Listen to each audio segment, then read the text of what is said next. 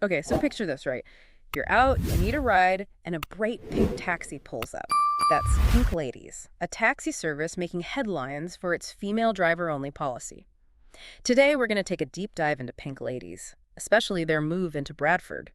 We've got an article from the Telegraph and Argus about it, and a Reddit thread that's blowing up with reactions. We want to figure out why these services are popping up, what they tell us about safety, and if maybe this pink solution is more complicated than it seems. Yeah, it's wild how such a simple business model can tap into so many big social issues, like gender, safety, discrimination, and even how we think about transportation in general. Exactly. So let's start with the founder of Pink Ladies Ltd, Amberine Nawaz.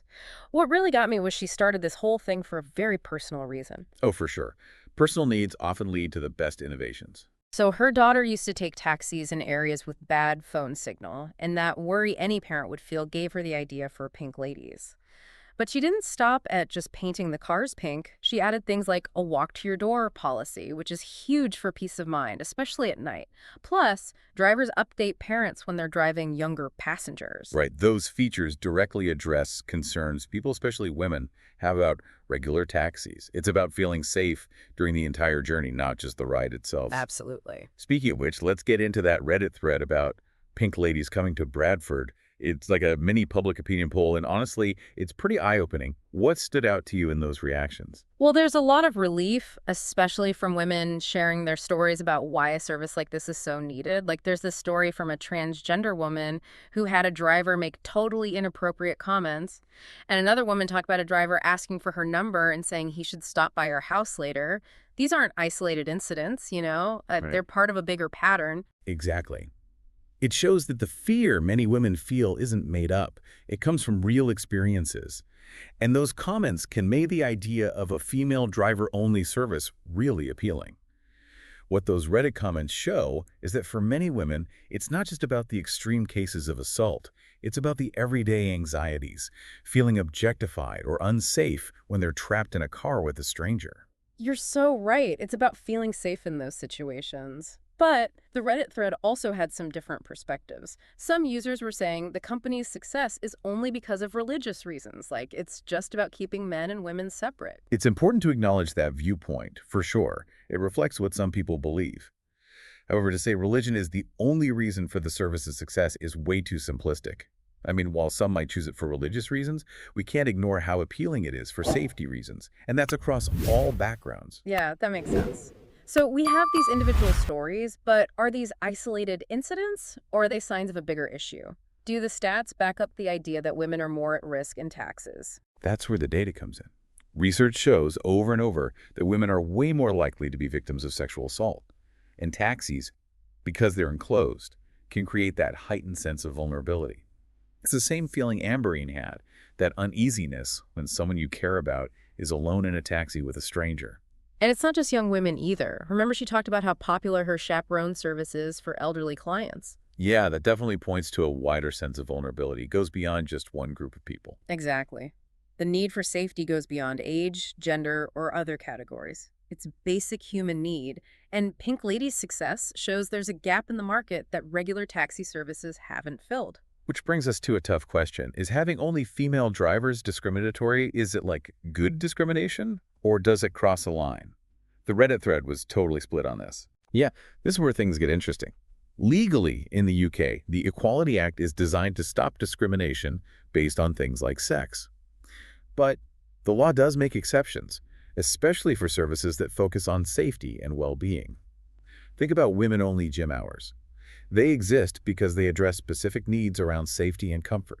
So Pink Ladies would argue that being female is actually a requirement to provide their service because it's all about women's safety and comfort. Exactly. They'd have to prove their female driver-only policy is directly tied to the nature of their service, and that it's a balanced way to achieve a legitimate goal, which in this case is making sure passengers feel safe and secure. But couldn't people argue that sets a dangerous precedent? Where do we draw the line? Could other businesses use this to justify hiring practices that are discriminatory, claiming it's an occupational requirement? That's where proportionality comes in. Any discrimination has to be a balanced way to achieve a legitimate goal. In other words, it can't be excessive or go beyond what's reasonably needed to get the desired outcome.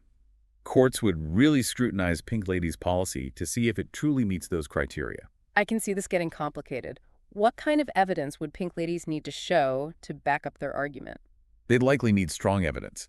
Things like statistics on violence against women, testimonials from women who have been harassed or assaulted in taxis, and expert opinions on the psychological effects of those experiences.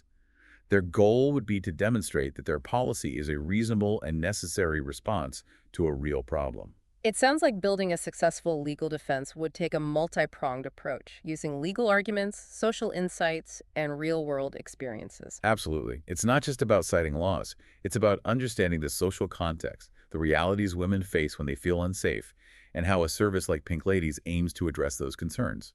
It's so complex, but it's fascinating. And guess what? The pink taxi idea isn't just in the UK. The Reddit thread even mentioned a similar service in India. What does that tell us? It suggests a global trend. The fact that similar services are popping up worldwide could mean there's a growing awareness of women's safety needs when it comes to transportation. But it also makes you wonder if this trend reinforces stereotypes about women being inherently vulnerable and needing special protection. It's a double-edged sword. On the one hand, it's empowering to see women entrepreneurs tackling a real problem. But on the other hand, it makes you ask, are we solving the root causes of why women feel unsafe, or are we just creating separate solutions that might actually make the problem worse in the long run? It's a question worth thinking about. If a service like this is needed and does well, what does that say about our progress toward true equality? Is it a step forward, or does it show how far we still have to go? Great questions. But we can't ignore the elephant in the room. Why pink? What's the message behind that choice? Pink. It carries a lot of cultural baggage, often linked to femininity, sweetness, and even vulnerability. For Pink Ladies, it's a smart marketing move. The bright pink grabs your attention right away, makes the taxis easy to spot, and sends a message of safety and security specifically for women. It's almost like they're reclaiming the color pink, making it a symbol of power and defiance. Instead of weakness, it represents safety and challenges the traditional male dominance of the taxi industry. I like that interpretation. It fits with the overall message Pink Ladies is sending. They're not just offering a service, they're making a statement about women's right to feel safe in public. It's like those pink taxis are moving billboards, sparking conversations and challenging what we think about gender, safety, and equality. That's what makes this deep dive so interesting. It's not just about taxis, it's about the bigger picture of how we handle these complex social issues in a world that's always changing. You put it perfectly. But I think there's one more piece to explore. The possible unintended consequences of a service like this. Every action has a reaction, and while the idea behind Pink Ladies is admirable, we should consider the potential downsides that might come up. What are some of those possible downsides we should consider? And what bigger questions does this whole pink taxi trend raise about our search for equality and safety? You're right. Sometimes even the best intentions can backfire. It's worth thinking about those potential downsides as Pink Ladies grows. So what kind of downsides should we be keeping an eye on? Well, one concern is that Pink Ladies, even though it's trying to empower women, might accidentally reinforce the idea that women are always vulnerable and need protection all the time. It's almost like saying, okay, women, you can be out in public, but only in this specific controlled setting. Does it really give women more freedom, or does it limit them? That's the tricky part, right? It's addressing a real need. But the solution could end up making the problem worse by making women seem more vulnerable and dependent. It's a tough balance to strike. And what about the impact on the taxi industry as a whole? Could this lead to even more separation, with services for men and women, instead of fixing the reasons why women feel unsafe in the first place? That's a valid concern. Yeah. If this model takes off, we could see a domino effect, leading to more specialized services, which could even push up prices for everyone. It's like we're building a pink bubble, a safe space within a system that hasn't really addressed the root issue of women's safety. It makes you wonder if we're putting a Band-Aid on the problem instead of actually solving it. What would it take to create a world where a service like Pink Ladies isn't even needed? That's the big question, isn't it? And it goes beyond transportation. It's about tackling things like gender inequality, harmful stereotypes, and the behaviors that make women feel unsafe. It's about changing the culture. Think of it this way.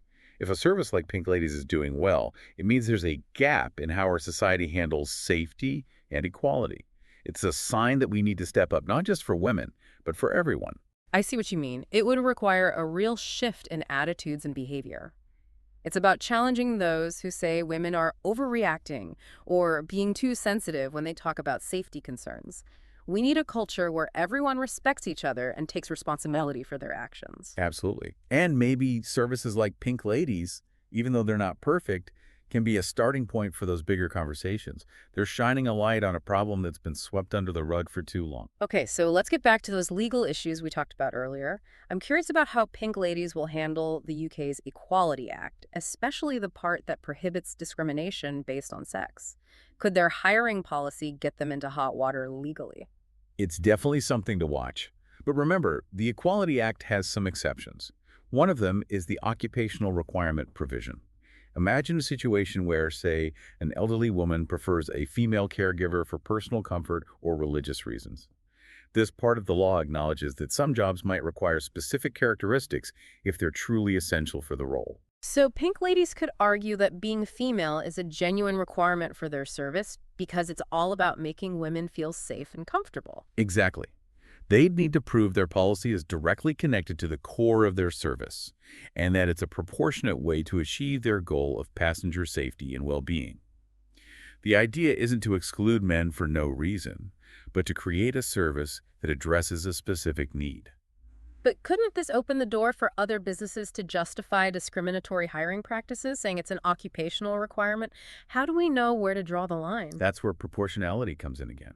Any discrimination has to be a balanced way to achieve a legitimate goal. It can't be excessive or go beyond what's reasonably needed. Courts would really scrutinize Pink Ladies' policy to see if it truly meets these criteria. They'd have to show strong evidence, like statistics on violence against women, testimonials from women who've been harassed in taxis, and expert opinions on the psychological impact of those experiences. Basically, they'd need to make a strong case that their policy is a reasonable and necessary response to a real and documented problem. It sounds like they'd need a top-notch legal team to navigate all that. Definitely. And we can't forget about the case of Sheila's Wheels Insurance. They used to offer lower premiums to women because the data showed they had fewer accidents. But then EU law changed, saying they couldn't use gender for pricing insurance, so they had to adjust their model. This shows just how tricky it is to balance equality with business and risk assessment. It's a good reminder that these issues are rarely black and white. There are always compromises and unforeseen consequences to think about. Right. And on top of the Equality Act, Pink Ladies will have to navigate the specific licensing and regulations for the taxi industry. They'll need to make sure they're following all the local rules, safety standards, things like vehicle inspections, driver background checks, and fare regulations. It's not just about the social and ethical side of things, but also about operating within a tightly controlled industry. And remember what some people were saying in that Reddit thread? They were already talking about Uber maybe starting a similar service, which could really shake things up. That's another factor to consider. If Pink Ladies does well, it's likely that the big ride-hailing companies will want a piece of that market, which could create some serious competition. Pink Ladies might have to get creative to stand out. They've already got a strong brand with the pink color scheme, but they'll need to keep innovating, maybe by offering extra services or focusing on specific communities within Bradford. So Pink Ladies has some battles ahead, both in the legal world and in the market. They're kind of like trailblazers, carving out a new space in the transportation industry. In a way, they are. Their success could change the game, encouraging other taxi companies to think about adding similar safety measures or catering to specific groups of people. They've definitely started a conversation that's worth having. This whole discussion has really shown how something as simple as pink taxis can bring up such big questions about social issues, legal complexities, and market dynamics. It's a reminder that innovation often happens where all those forces collide. It really speaks to Amberine Nawaz's vision. She's not just running a taxi service. She's challenging the status quo and pushing boundaries. It's a reminder that sometimes the most impactful innovations come from addressing real, everyday needs. It's been fascinating so far, exploring how Pink Ladies got started, diving into public reactions, and unpacking the legal tightrope they're walking. But now I'm curious to hear your thoughts on the potential long-term impact of this service.